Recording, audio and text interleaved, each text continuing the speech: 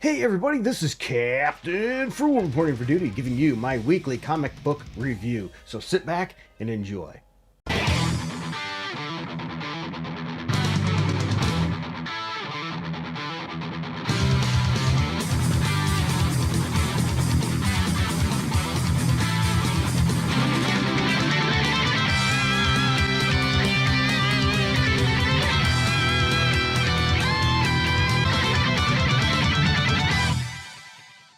Alright everybody, for those of you that know the drill, I go over a bunch of comic books for the week that I chose to read.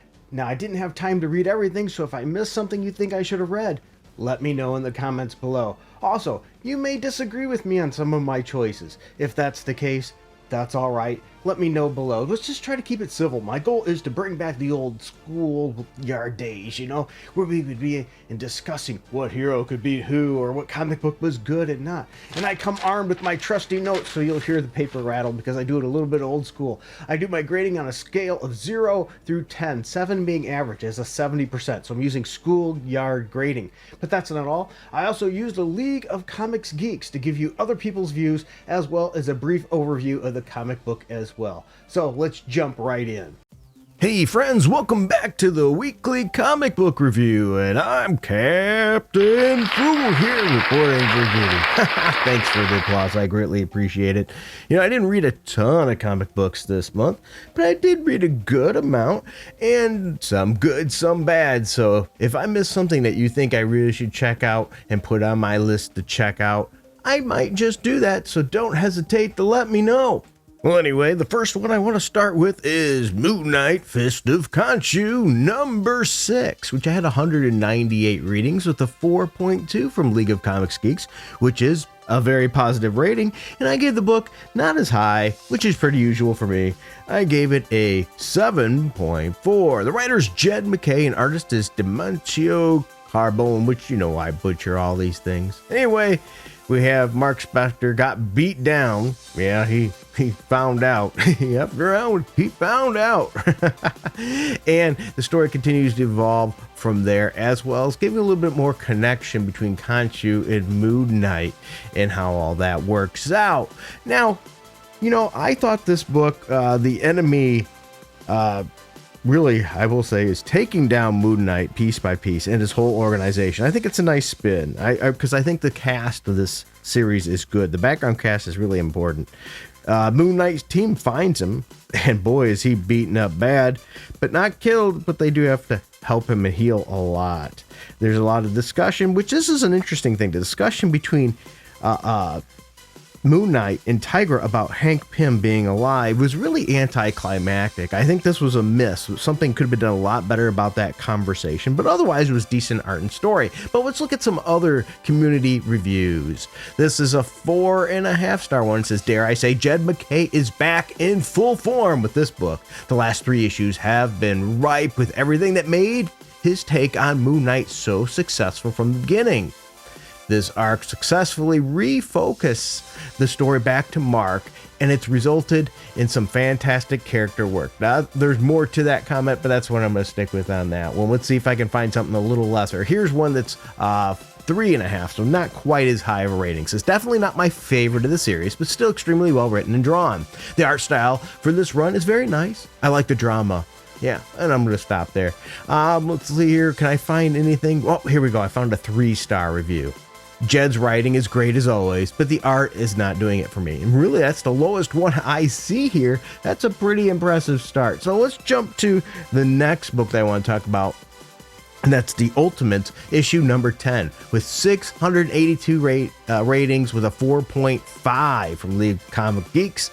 That's exceptional score. That says a lot. This book continues to sell well and I gave the book a 7.8. Once again, not as high, but I think it's normal. Just so you know, 7 is in my grading system is 70%. That's where most of them are going to be, in that 7 range due to the bell curve. It makes sense. The writer is Denz Camp. The artist is Juan Frigeri.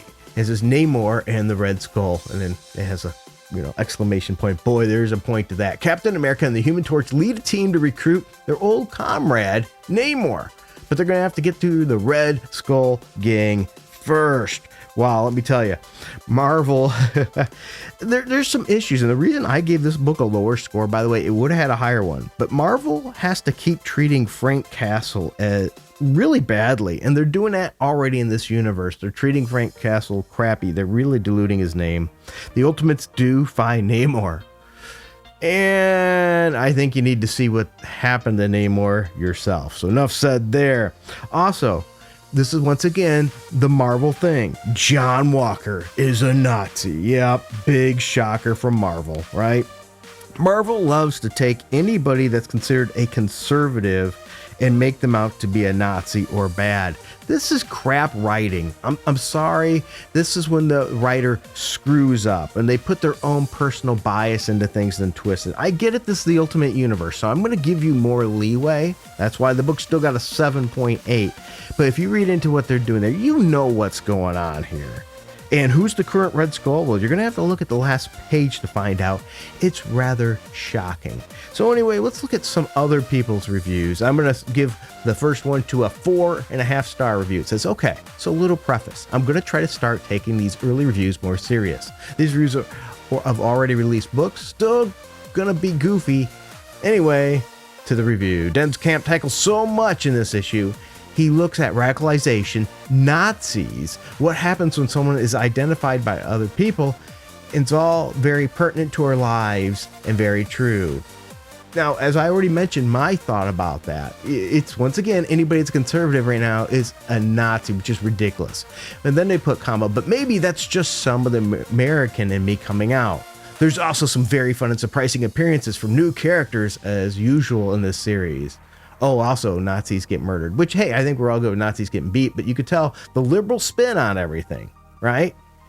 How ridiculous that, once again, we have to radicalize certain heroes and things because they don't have agreement with things. Let's look at another one, though, that has a negative review since this book has such a high positivity score.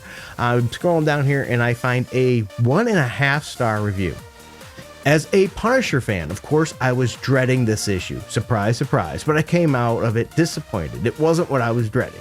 I'm disappointed that Camp didn't really say anything. Oh, the Red Skull's descendant group are using a red Punisher skull.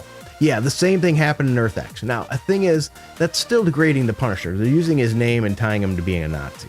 This amounts to characters who vaguely represent cringy right-wing gun guys getting beat up and called Nazis because, in this context, they are. The most is done is the headline, Red Skull Militia Massacre Caravan of Inhuman Refugees on the southern border. Nothing referencing Q, Trump, Charlottesville, January 6th, the Blue Lives Matter movement. It's just rinsing through something that was done before. I originally thought using the Red Skull was also a reference to Chris Kyle, who used a red Punisher skull, loved Punisher Max, and named his unit the Punishers. That is if you believe he wasn't just a spook patsy for undercover operations. But I don't even think Camp is aware of that, and if so, doesn't show or use it. It looks like the crappy new Daredevil show is going to explore it deeper than this does. Maybe Camp does like the Punisher and decided to not get that hard editorial, or he just didn't have anything to say. Instead, we get another lame issue with cringy stuff like Summer of Frank, Namor being, I'm not going to say that because I don't want to share that part, I want you to be surprised reading it, John Walker getting his face melted, and the reveal of who the new Red Skull actually is. I do like that Human Torch killed Adolf. That's a fun little alternate history touch. Notice this person's not for how they're portraying conservative, but yet we're fine with taking out the Nazis, the real Nazis. I think that says a lot there. This is, I think, a miss. Yeah, I think they screwed up.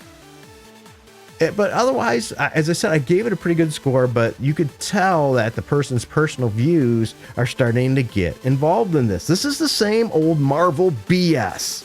They're taking something that could be great and they're screwing it up by putting in their own personal thoughts. I really would like to know your thoughts on this book because I really think they screwed up. I'm going to check another one here. I would love to see comic book writers go 1 week without using the term Nazi. Half of my pull list this every week is becoming the same story over and over again. I know I'm in the minority, but everything on this book is so on the nose and lazy. Bravo! That was excellently said. I agree 100% with that one. There's zero creativity here. I have no problem with these themes being explored, but you may need to go beyond the Nazi bad, right? I agree with that. Let's punch. Yeah, I think that's great. Or the whole authorities co-opting the Punisher logo again. Yep. Rosenberg made the point in his run. Now these writers are just beating a dead horse. I want to drop this so bad, but I know I'll be screwed in this universe if I don't follow it. This series is completely devoid of fun, and it feels more like a CNN episode, the Communist News Network. If I want that, I'll turn on CNN. Also, I want to say that if you like this book, I'm happy, and all the power to you. I'm saying this because the last time I left negative review on the series, about 50 different people all jumped down my throat and accused me of being unable to read. Yep, and of course, the very first response to that, somebody puts a picture that says, "That's what a Nazi would say." Yeah, see, and that's where I disagree. And this is where I like these kind of videos. We can be like in the comic shop mentality. I want to know your thoughts. Did you think this was overstepping? As I said, I'm enjoying the overall story, but this one was really on the nose, and you could tell it's them letting their own political views get in their way. Hey guys, today's video is sponsored by My Wallet. Yeah, I'm not trying to push any kind of wallet or pimp any wallet out. What I mean is it's sponsored by my personal wallet and the cash that comes out of it to pay for these things. If you want to help with this, you can hit like, subscribe, that notification bell. Those are great ways to get started. But if you find yourself in a position where you can help the channel more, we have a Patreon and a subscribe star down below that you can click on those links. And for as little as $1 a month, you'll have special videos and things to just you, music that you can get. Or maybe if you wanted to, a one-time donation just to help out, we have a Streamlabs link down below. Or we also have, if you go to the Patreon shop, you could buy a song for like $3. I wish I could put them a little lower, but that's the minimum they allow for that. So there's lots of options. Sometimes you might even see an Amazon link. If you want to buy anything through Amazon, click on my link first, then go through there. That'll give me a couple pennies, possibly that way too as well. So there's lots of ways you can help out the channel, because without you, it would not be possible. So thank you, everybody. And let's get back to the video. The next book I want to talk about is Birds of Prey number 19 with 142 ratings with a 3.9, which is mostly positive, and I gave the book a 7. Writers Kelly Thompson and there's an artist is Juan Campbell. The League of Assassins press their attack on Black Canary and Sin. Can they get out of this house alive? Well, if you read it, you find out, right? Let's be honest, we know what's going to happen here. It's decent art, decent story, but really nothing really that special here. But then again, nothing really that bad, so it really don't have a lot to say about it. Henceforth, why it's just a flat score of a 7. The next book I want to talk about is JSA number 5 with 194 ratings with a 3.9 score, which is mostly positive, and I gave the book a 7.6. The writer's Jeff Lemire, artist is Diego Orlantingui, which I just completely butchered that person's name. The JSA is a mess, yep, but we get to see a glimmer of hope with the team, right? Yeah, because Cobra is on them. Cobra! Hawkman, and you get to see it making a comeback. We get some Hawkwoman in this issue as well. Really, this is a good story and decent art. I think this is definitely worth checking out. A lot of people are like, and I think you might be missing out if you don't check this one out. And this next one, I will say, was a complete disappointment to me, sadly. And that's Shazam issue 21. It had 47 ratings with a 3.3 score on League of Comics Geeks, which is mixed, and I gave the book a 6. You know, I hate to say it, but after Wade, the book went downhill. Yes, because I'm not a Wade supporter, but I have to admit he did a lot better. The writer is Jose Campbell and penciler Dan McDade. And this book, I think, has went downhill story-wise and art-wise. The Wizard and the Family Shazam. Mr. Mind has wormed his way across the entire world, and it will take way more than a single champion of Shazam to stop him. And finally, will the Shazam family become an official family? Well, I'm going to tell you what, there's a lot of issues with this issue. First of all, this is the last issue of the series. It ended at 21. And that's part of it, I think, that led to this. This issue feels so rushed. It's like, oh, we got to hurry up and cram everything in to put an ending to this. And it feels like it really does.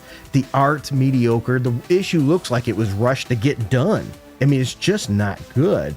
The book had so much potential and exploration with this character, but the last story arc really dropped the ball in my opinion. It just wasn't good. It was not entertaining. The story took a big turn downwards and really swirled the drain. But you know what, let's look at a couple other viewpoints on this to get other couple perspectives. Let's first look at a 4-star review, so it's higher than mine. It says this was cute and heartfelt ending, even though I didn't like the art that much. Okay, let's look at a 3.5-star review here. It says, and we're done. I'll have to admit that I enjoyed this run, perhaps even more than Mark Waid's initial few issues. Wow, okay. Let's look at another one here. This one's a 4-star. A perfect, fine ending for the story that ends on a very sweet note. Not the greatest Shazam family story I've read, but nowhere near the worst either. Wow, so as you see, some people are really having different views for me there. This is it for the Shazam series until it gets rebooted or whatever, if they will do that, which, let's be honest, without a Shazam movie coming out, it's probably not going to happen. So I'm going to miss this, miss the potential opportunity of this classic character. What is your thoughts? You know, I will say overall, I never liked the idea of changing his name to just the Captain. I think that sucked. You know, I'd rather keep him as Shazam, but I understand why you can't really do that, because I mean, if he says what his name is, well, look what happens, right? So it's an interesting conundrum there that this character is in. What is your thoughts on this? Believe it or not, that's what I read. That's it for this week. So if you don't mind, let me know what you read, what you think I should read. I've been continuing to read more of the Captain America series as I'm going back through and rereading the entire series. I started it quite a while ago. I'm like 340 something issues in. Which this is a interesting time in Captain America, that period. So that's what I haven't gotten to as many of the other odd books that otherwise or independent books, which I plan on diving more into later on. Well, everybody, thank you. Please leave your thoughts, and you know what? Be nice to somebody out there. Right now, the world got a lot of toxic people. I don't even like using that word, toxic people. All they want to do is go on social media and fight. Can we go in here and just have a nice comic book discussion? Or maybe we can have those disagreements. We don't have to interject those disagreements into our books and be hateful on our books. You know, you might not agree with somebody's policies and things, but do we have to call them a Nazi for it? If you have any rational thought, you know that that's just not true and that's disingenuous. But right now it doesn't matter what side you're on of the fence, we have to obliterate and villainize anybody that disagrees with us. Can we get back to where we can have disagreements and still enjoy each other? And for that, I enjoy all of you. Thank you, everybody, for your time. Take care, and I hope you're all blessed.